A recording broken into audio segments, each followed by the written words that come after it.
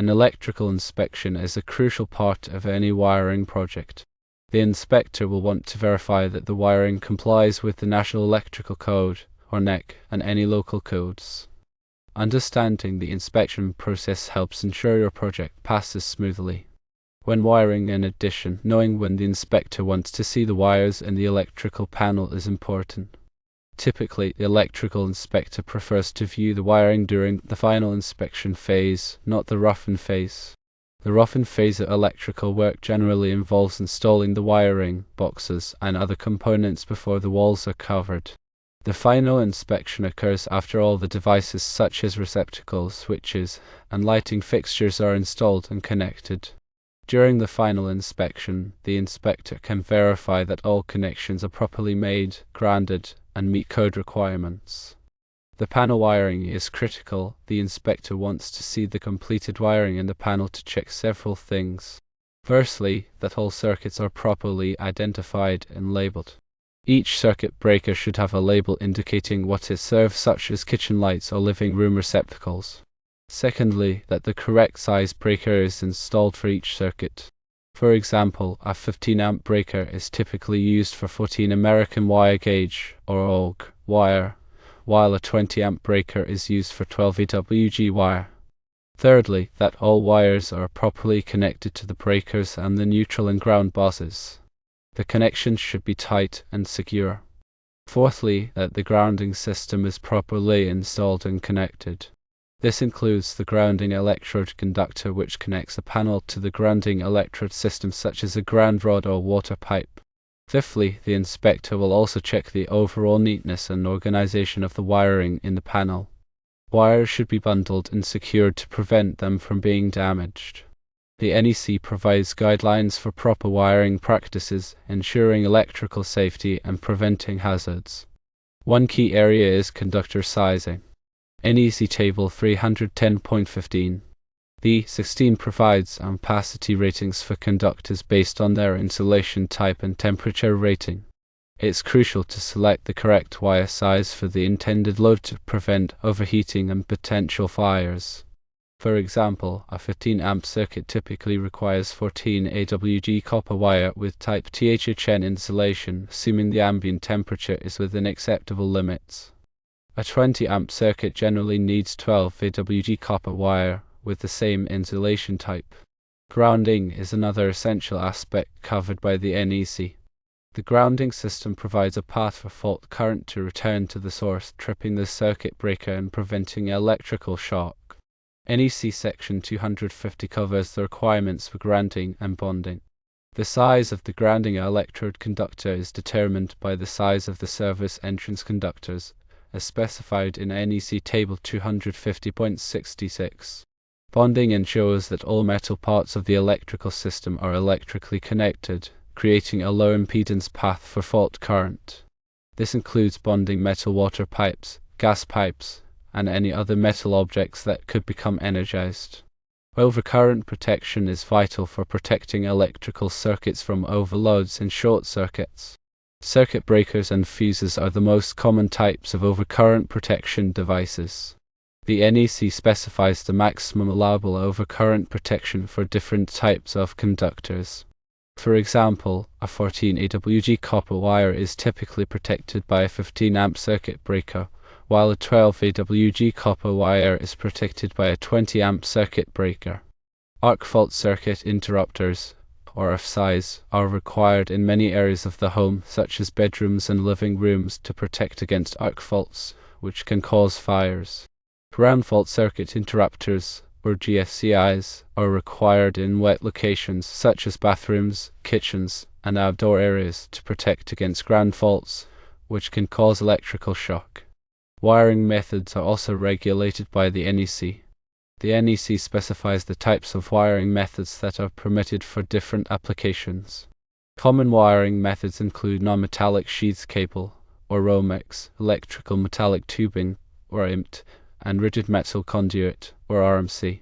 The choice of wiring method depends on the environment and the type of occupancy. For example, EMT is often used in commercial and industrial settings, while Romex is commonly used in residential buildings. Box fill is another important consideration when wiring electrical boxes. The NEC specifies the maximum number of conductors that can be installed in an electrical box based on the box size and the conductor size. Overfilling a box can create a fire hazard due to overheating. Proper box fill calculations ensure that the conductors have adequate space for heat dissipation. Conductor identification is crucial for safety and troubleshooting. The NEC requires that all conductors be properly identified. Typically, black or red wires are used for hot conductors, white wires are used for neutral conductors, and green or bare wires are used for grounding conductors. Color coding helps prevent accidental connections and makes it easier to trace circuits. Wiring devices such as receptacles and switches must be properly installed and connected. The NEC specifies the requirements for wiring devices, including the proper grounding and polarity. Receptacles must be grounded and the neutral conductor must be connected to the neutral terminal. Switches must be connected in the hot conductor, not the neutral conductor. Lighting fixtures must be installed in accordance with the manufacturer's instructions and the NEC. The NEC specifies the requirements for lighting fixtures, including the proper support, wiring, and grounding. Recessed lighting fixtures must be installed in accordance with NEC section 410.16, which requires that they be thermally protected and have adequate clearance from combustible materials. The service entrance is the point where the electrical service enters the building. The NEC specifies the requirements for the service entrance, including the size of the service entrance conductors, the grounding electrode system, and the overcurrent protection. The service entrance must be installed in accordance with the utility company's requirements. Permits are typically required for electrical work, and inspections are necessary to ensure compliance with the NEC and local codes. It's important to obtain the necessary permits before starting any electrical work. The inspector will verify that the work is done in accordance with the code and that the electrical system is safe. Working with electricity can be dangerous, so it's important to take precautions to protect yourself from electrical shock. Always turn off the power before working on any electrical circuit. Use insulated tools and wear appropriate personal protective equipment, such as safety glasses and gloves. If you're not comfortable working with electricity, it's best to hire a qualified electrician. They have the knowledge and experience to safely and correctly install electrical wiring and equipment. In summary, the electrical inspector will generally want to see the wiring in the panel during the final inspection. This allows them to verify that all connections are properly made, labeled, and meet code requirements. Ensuring compliance with the NEC and local codes is essential for electrical safety and preventing hazards. Remember to obtain the necessary permits, follow proper wiring practices, and take precautions to protect yourself from electrical shock. If you have any questions, consult with a qualified electrician or electrical inspector. They can provide guidance and ensure that your electrical work is done safely and correctly. Moreover, the inspection ensures adherence to crucial safety standards and prevents potential hazards that could arise from improper wiring. This practice not only protects the occupants of the building but also ensures the longevity and reliability of the electrical system. Electrical codes are designed to minimize the risk of electrical fires, shocks, and other dangers associated with electricity. By adhering to these codes and allowing for thorough inspections, homeowners and contractors contribute to a safer environment for everyone. During the final inspection, the inspector will also check for proper labeling of circuits.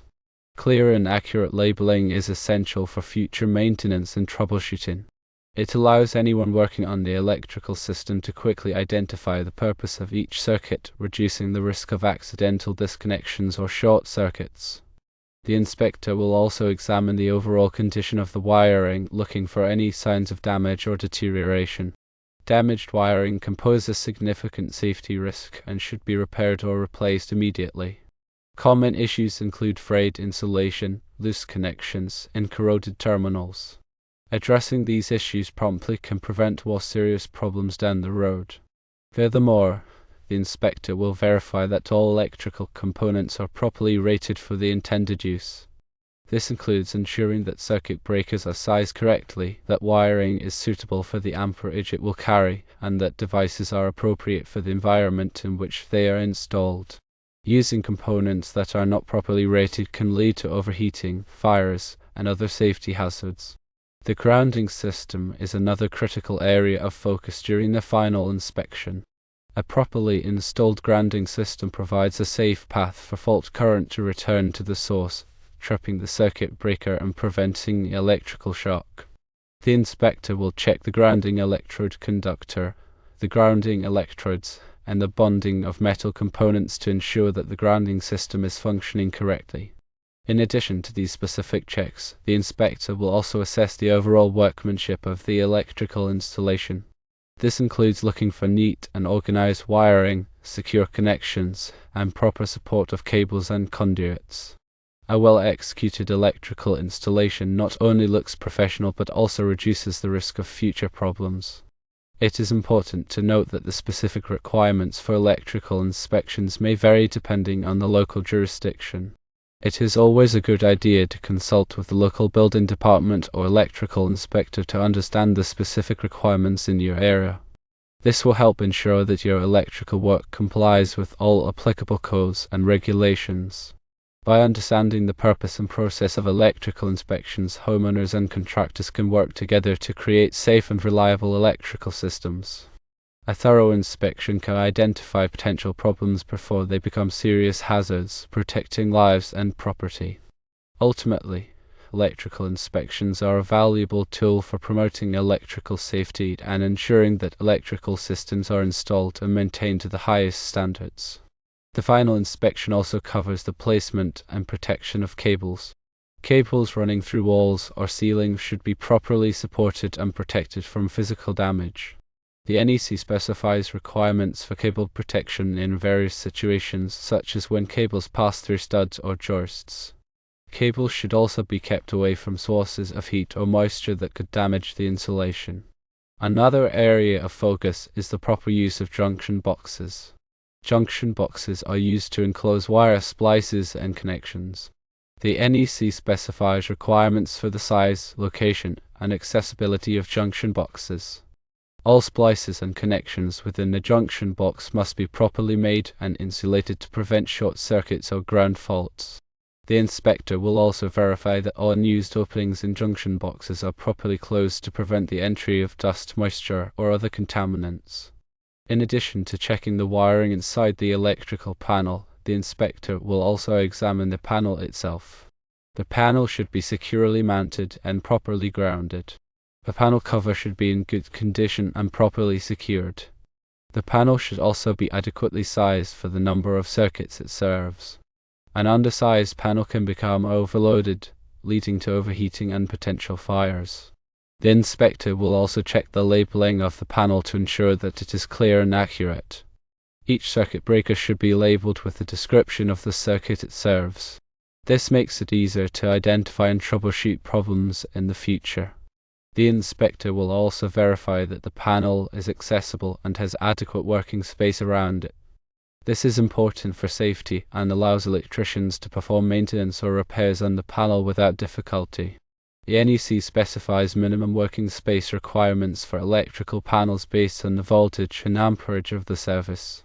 During the final inspection, the inspector will also check the installation of any electrical equipment such as appliances, motors, or transformers. The equipment should be properly grounded and connected to the electrical system in accordance with the manufacturer's instructions and the NEC.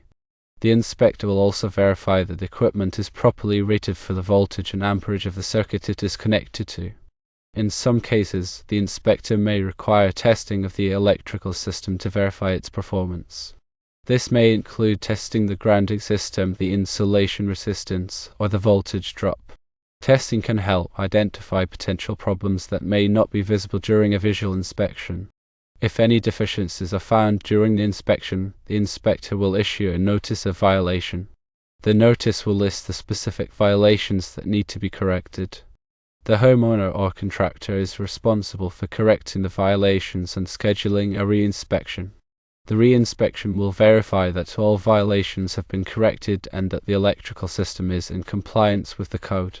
Failing to correct the violations can result in fines, penalties, or even the disconnection of electrical service. Therefore, it is important to address any deficiencies promptly and thoroughly. The electrical inspection process is an essential part of ensuring the safety and reliability of electrical systems. By working closely with the electrical inspector and following the requirements of the NEC and local codes, homeowners and contractors can help create safe and efficient electrical installations.